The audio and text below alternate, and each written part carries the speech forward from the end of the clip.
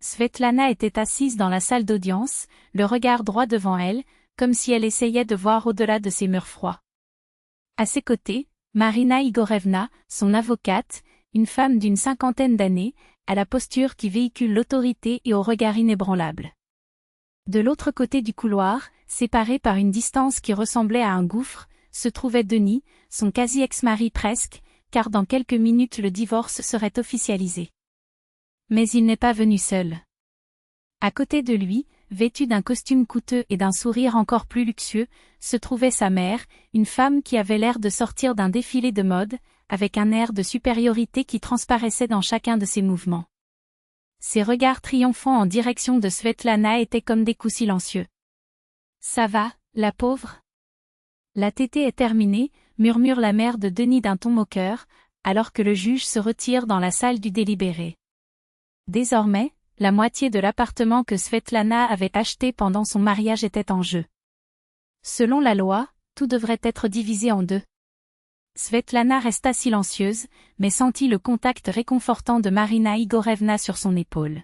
« Calme-toi. Respire, murmure l'avocat. Denis bougea sur son siège, visiblement mal à l'aise. « Calme-toi, quoi ?» a explosé sa mère en haussant la voix. « Faites-lui savoir quelle moitié appartient à mon fils. Cet appartement a été acheté lors du mariage, selon la loi, la moitié lui appartient. Nous avons un avocat, mon cher, a-t-il dit, comme si Svetlana était une personne naïve qui ne comprenait pas les choses. Marina Igorevna lui jeta un regard glacial. « Je vous demande de maintenir le respect dans ce tribunal, a-t-il prévenu sèchement. « Qu'est-ce qu'il y a ? Je dis juste la vérité, a répondu la femme en se tournant vers l'avocat d'un air de défi. 3 ans de mariage. Cela veut dire que l'appartement nous appartient à tous les deux. Mon fils a droit à sa part, a-t-il insisté, comme si répéter la même phrase pouvait rendre ses propos plus vrais. Svetlana serra les dents. 3 ans. 3 ans d'illusion. Tout avait commencé si vite, 6 mois de fréquentation, et Denis, affectueux, attentionné, promettant un avenir de rêve. Mais les rêves, en fin de compte, n'étaient que des mots. Lorsqu'ils ont décidé d'acheter l'appartement, 1 an après le mariage, il a été direct, « Écoutez, je n'ai que 3 mois d'acompte. Pouvez-vous compléter le reste ?» Svetlana, sans hésiter, a jeté toutes ses économies, 800 000 roubles économisés pour 5 années de dur labeur. Denis a contribué 300 000, et le reste a été financé. « Mettons-le à votre nom, » suggéra-t-il. « Mon parcours à la banque n'est pas des meilleurs, ils n'approuveront peut-être pas. Mais tu as un travail stable, un bon salaire. » Elle accepta. L'appartement est resté à son nom, tout comme les paiements. Et puis est venu le cauchemar. Denis a trouvé un emploi avec des horaires flexibles et un salaire à la commission, une commission qui n'arrivait presque jamais. Les versements ? Svetlana a payé. Les factures ? Svetlana. Les achats mensuels ? Svetlana. Je fais de gros efforts. Dit-il, comme si l'effort suffisait à remplir le réfrigérateur. C'est juste une phase difficile, a-t-il expliqué. Cette phase difficile dura 3 ans. Jusqu'à l'arrivée de la mère de Denis, venue, juste pour 1 mois, pour aider aux rénovations. 1 mois s'est transformé en 6. Elle occupait la seule chambre libre, transformait l'appartement en son royaume, critiquant tout, de la nourriture de Svetlana à ses vêtements. Mon fils mérite mieux que cette vie grise à tes côtés, a-t-il déclaré, comme si Svetlana était un obstacle à lever. Jusqu'au jour où Svetlana arrivait tôt à la maison et entendait tout. Denis, qu'est-ce qui te prend si longtemps ? Résonnait la voix de sa mère dans le couloir. Trouvez vite le divorce. L'appartement vous appartient à tous les deux, vous en avez la moitié. Nous le vendons, et avec votre part, vous pourrez acheter votre propre logement ou investir avec moi. Que attendez-vous ? Elle se croit intelligente, qu'elle a tout mis à son nom, mais la loi est de son côté. Et quand Svetlana a demandé, et les paiements ? C'est moi qui payais, la réponse a été froide, tu étais marié. Tout ce qui est à elle est aussi à toi. Allez, mon fils, ne perds pas de temps. Cette nuit-là, Svetlana a demandé le divorce. Denis, dans un premier temps, a résisté plus par formalité que par conviction. Mais, suivant les conseils de sa mère, il intente une action en justice pour partager les biens. L'appartement a été acheté pendant le mariage, il est donc en indivision, a affirmé son avocat. Et ils étaient là, au tribunal, tandis que la mère de Denis se frottait les mains en attendant la victoire. Les portes se sont ouvertes. Le juge revint et un silence tendu envahit la pièce. Après avoir analysé le procès-verbal de la procédure de divorce et de partage des biens entre Svetlana Andreïevna et Denis Olegovitch, commença-t-il d'une voix ferme, le tribunal établit ce qui suit. La mère de Denis se redressa, triomphante. L'appartement situé à l'adresse en question a été acquis lors du mariage, a poursuivi le juge avec une pause dramatique. Cependant, le sourire de la belle-mère se figea. Les documents présentés prouvent que le dépôt initial de 800 000 roubles a été payé exclusivement à partir des fonds personnels de Svetlana Andreïevna, provenant d'un compte bancaire ouvert 5 ans avant le mariage, a expliqué le juge en tenant un extrait. De plus, toutes les mensualités hypothécaires, d'une valeur de 35 000 roubles, ainsi que les charges de copropriété, ont été entièrement payées par Svetlana pendant les 3 années de leur union. Il n'y a aucune preuve que Denis ait contribué financièrement. Mais il était marié, protesta la mère, incapable de se contenir. Silence, a dit le juge, avec un ton qui ne permettait pas de réponse. L'accusé a revendiqué sa participation aux dépenses de la maison, mais n'a présenté aucun document prouvant cette affirmation. Les témoignages sans fondement légal ne sont pas pris en compte. Denis se recroquevilla sur sa chaise. Par ailleurs, poursuit le juge, un contrat prénuptial a été présenté, dûment signé par les parties une semaine avant la cérémonie. La mère de Denis a sauté de sa chaise, incrédule. Quelle affaire? C'est une arnaque.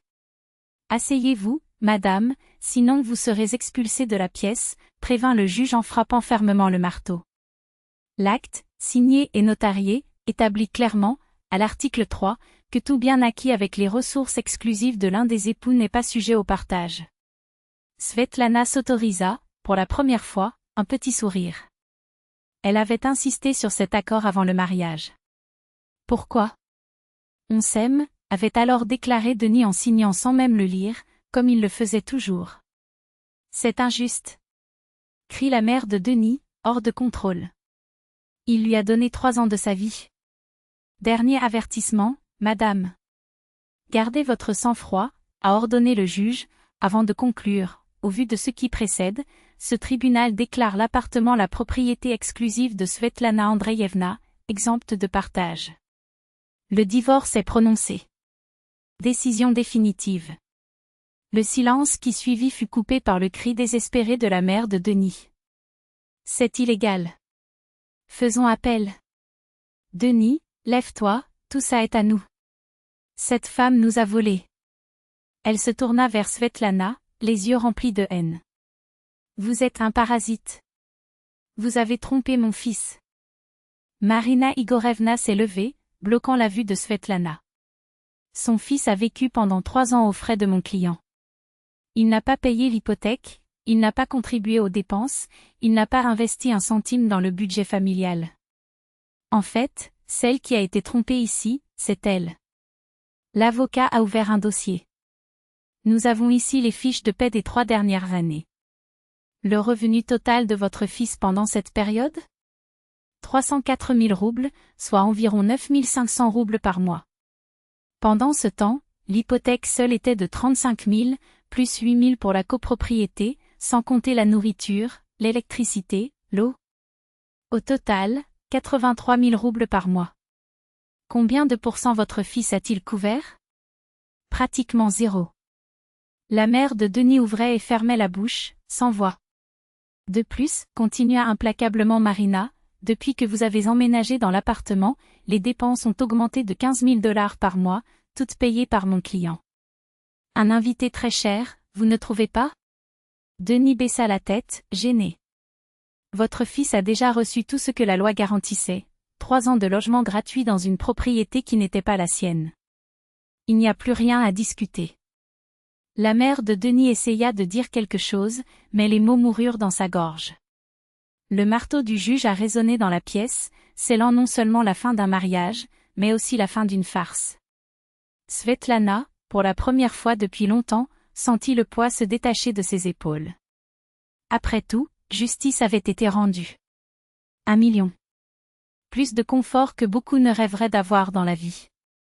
J'appellerais cela un cadeau généreux. Svetlana se leva, ramassa son sac et se dirigeait déjà vers la sortie lorsqu'elle entendit le désespoir dans la voix de Denis.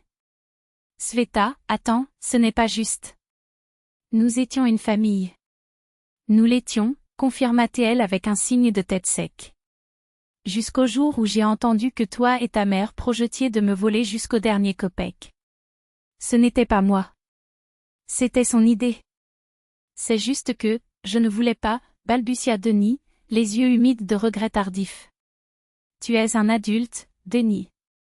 Tu as accepté. Tu t'es tu et tu as signé. Maintenant, gère les conséquences. Svetlana a jeté un regard glacial sur Lyubov Viktorovna, la mère qui l'attend, protégée. Je suis sûre qu'elle vous accueillera avec toute l'affection que vous méritez. Elle s'est dirigée vers la porte, mais des cris ont résonné derrière elle. Attends. Ce n'est pas comme ça que nous le voulions.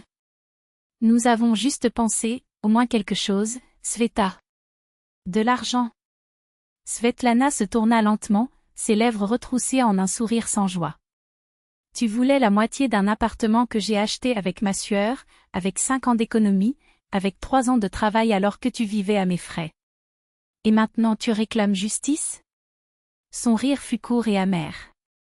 Justice a déjà été rendue. La loi est du côté de celui qui a payé les factures. Et c'est moi qui ai payé. Mais, Sveta, au moins pour un petit moment, juste pour que je puisse m'en sortir. Denis tendit les mains d'un air suppliant. Vous avez des mains, vous avez une tête, vous avez la santé. Trouvez un emploi. Comme je l'ai fait toutes ces années, en les soutenant tous les deux. Sur ce, elle quitta la salle d'audience, laissant derrière elle l'écho de voix désespérées et l'ombre d'un passé qui se refermait enfin. Dehors, le soleil brillait de 1000 feux. Svetlana s'arrêta, ferma les yeux et laissa les rayons réchauffer son visage. Gratuit. La sensation était presque physique, comme si une chaîne invisible avait été brisée. Marina Igorevna apparut derrière elle, son sourire professionnel laissant place à une véritable satisfaction. Félicitations. Victoire nette. Merci pour tout. Svetlana ouvrit les yeux, le poids des dernières années se dissout dans la lumière du jour. Sans les documents que je conservais, depuis le début, quelque chose ne sentait pas bon. Je ne voulais pas y croire, mais l'intuition est rarement trompeuse. Et maintenant, demanda l'avocat. Maintenant, vis enfin. Dans ta maison. Avec votre argent. Selon vos propres règles. Ils se sont serrés la main et se sont dit au revoir. Alors qu'elle montait dans la voiture, le téléphone de Svetlana a vibré numéro inconnu. Elle l'a ignoré.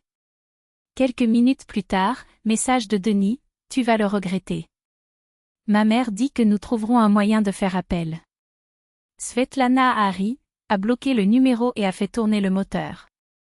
Une semaine plus tard, une lettre du bureau d'état civil, Lyubov Viktorovna tentait d'annuler le contrat prénuptial, invoquant une tromperie.